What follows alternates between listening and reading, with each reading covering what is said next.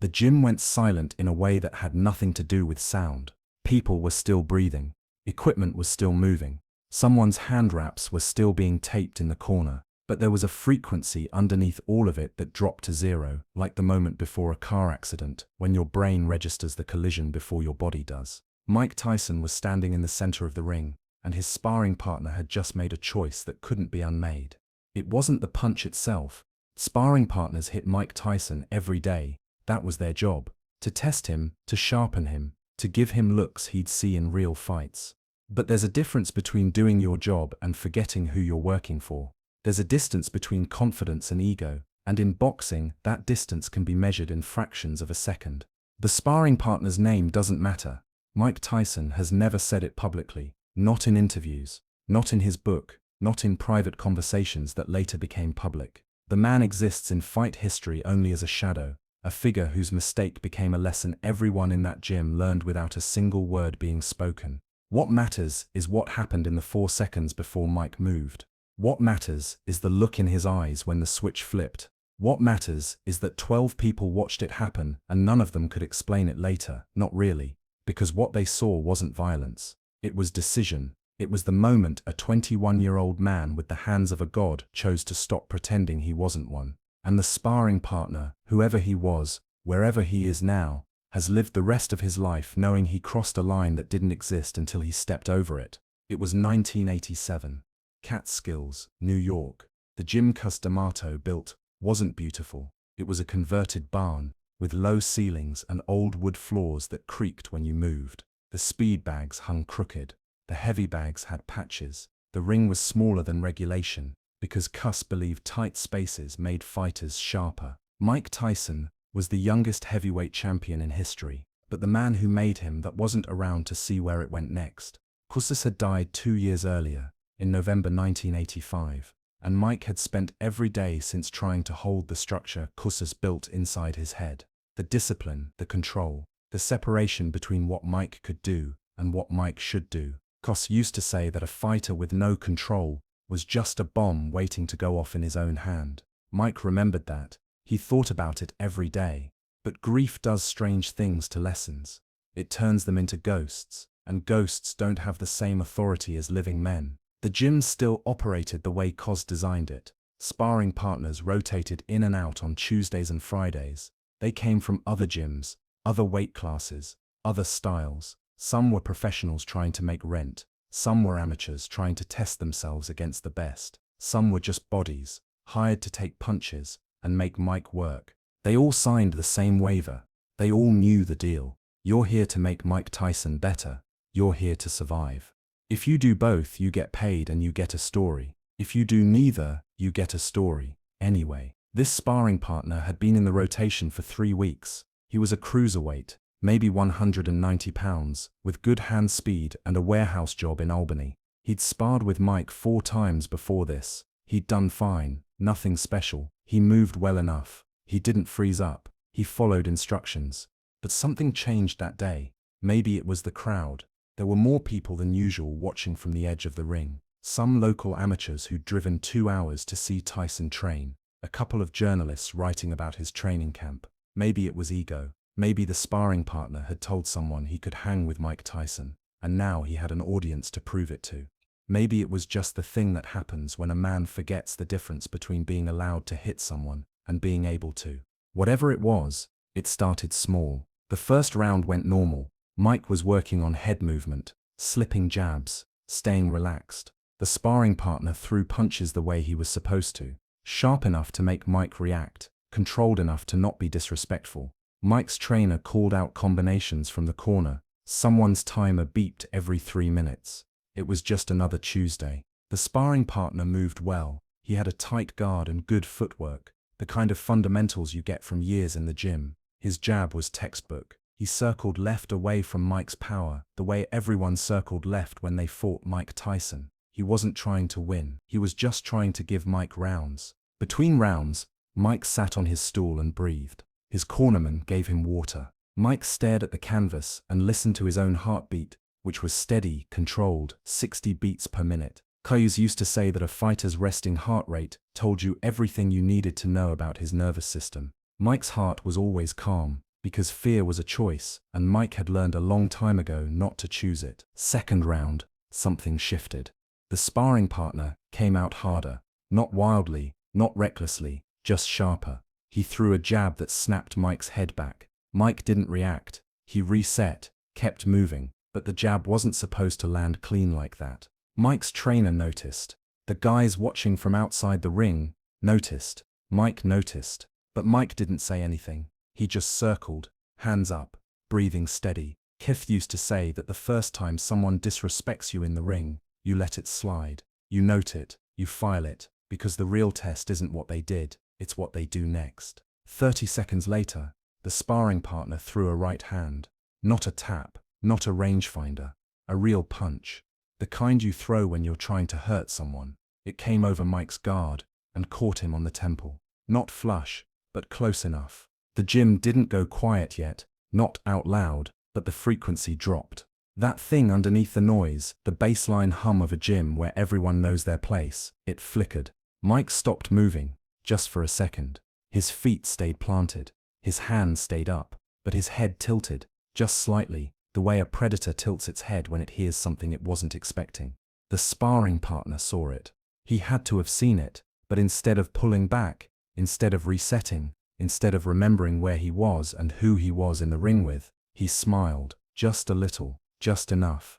The kind of smile that says I got you, the kind of smile that says maybe you're not so scary after all. That smile lived for 2 seconds, maybe less, and then it was gone, not because the sparring partner stopped smiling, but because Mike Tyson stopped being the man who let things slide. One of the journalists later described what happened next as a temperature drop, like someone had opened a door to a freezer, and all the warmth got sucked out of the room. The cutmen who'd been in boxing for 30 years said it was simpler. He said Mike's eyes changed, like a switch had flipped somewhere behind them, and whatever had been holding something back had just let go.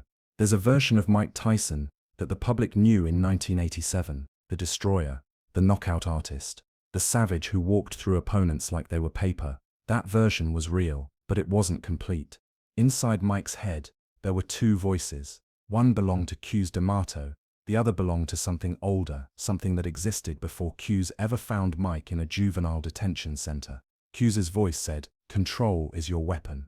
The other voice said, "Control is a cage." Cos's voice said, "You're not an animal, you're a fighter, and fighters think before they move." The other voice said, "You are exactly what they're afraid you are, and the moment you stop pretending is the moment you become free." Cos's voice said, "The truly great fighters choose when to explode." The other voice said, "The truly great fighters don't have to choose because the explosion is always there, coiled, waiting, ready." For 2 years, since Kumps died, Mike had been trying to hold on to the first voice. He trained the way Kumps taught him. He moved the way Kumps designed. He breathed the way Kumps demanded. But the second voice never left. It just got quieter, and the more it got quiet, the more pressure built behind it. Like a dam holding back a river that never stopped flowing. The dam could hold. It was designed to hold. But every day the water rose, and every day the pressure increased, and every day Mike had to make a choice about whether to reinforce the dam or let it break. Kabars used to help with that choice. Kabars used to be the engineer, the architect, the man who knew exactly how much pressure the structure could take. But Kabars was gone, and Mike was 21 years old, the heavyweight champion of the world, with more power in his hands than any human being had a right to have, and no one left to tell him when to use it. And now in this ring, in this moment, with 12 people watching, and a sparring partner who just smiled at him after throwing a punch he had no right to throw, Mike could feel the pressure reaching its limit. 'Cause his voice said, "Let it go. He's just a sparring partner. He doesn't matter. You're the champion of the world. You're above this." The other voice said, "He put his hands on you without permission. He disrespected you." He smiled. "Make him remember why that's not allowed." Mike stood there for 3 seconds. His hands were still up. His body was still loose. His breathing was still steady. But something in his eyes changed. It wasn't anger. Anger is hot. Anger is loud. This was colder than that. This was clarity. This was the moment when the dam stopped reinforcing itself and simply let the water through. The sparring partner saw it. Everyone saw it. But by then it was too late. Time does a strange thing in moments like this. It doesn't speed up. It doesn't slow down. it separates. There's the time that's happening in the room, measured in seconds, in breaths, in the bounce of feet on canvas. And then there's the time happening in Mike's head, where 5 seconds becomes 5 hours, where every option branches into every other option, where the decision isn't being made so much as it's being discovered. The sparring partner reset his feet. He brought his guard up higher than before. He was still smiling, but smaller now, tighter, because something in Mike's posture had changed, and the body knows things before the brain does. But he stood there anyway, maybe because he thought Mike was bluffing, maybe because backing down in front of 12 people would have been worse than whatever was about to happen, maybe because he genuinely believed he could handle it. Mike stepped forward, not fast, not explosive, just one step, weight shifting from his back foot to his front, hips turning, shoulders squaring.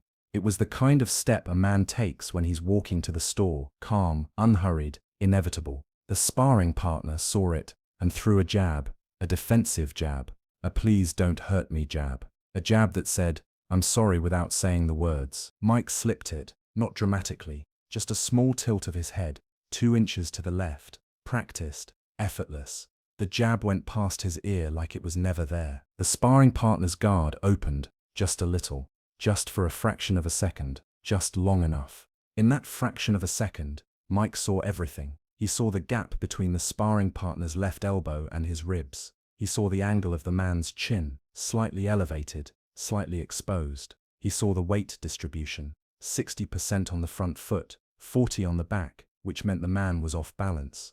Mike had thrown this punch 10,000 times, in the gym, in the mirror, in his head while lying in bed at night. Cunnis had taught him that visualization was half the fight.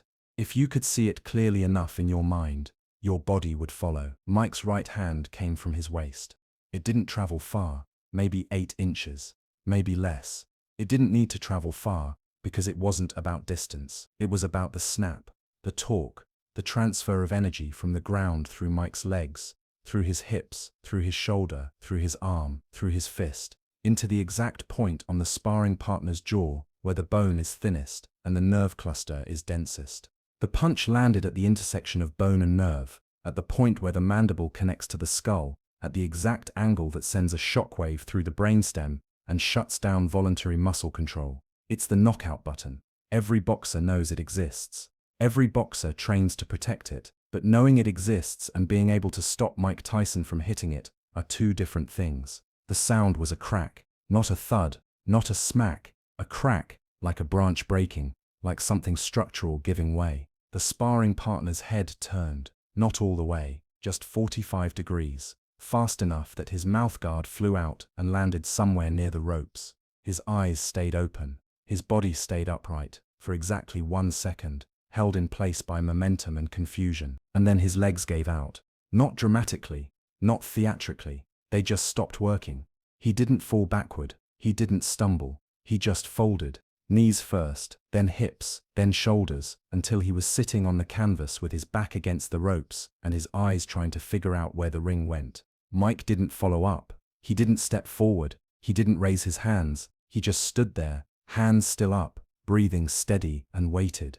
Because this wasn't a fight, this was a lesson, and lessons aren't about finishing someone. They're about making sure the point is understood. The gym was silent now, actually silent. No one moved, no one spoke. The timer beeped, marking the end of the round. No one moved to stop it. The sparring partner sat there for maybe 10 seconds, long enough for his vision to clear, long enough for the ringing in his ears to fade, long enough to remember his own name and where he was. Someone climbed into the ring and knelt beside him. One of the old trainers checked his eyes, checking for signs of concussion.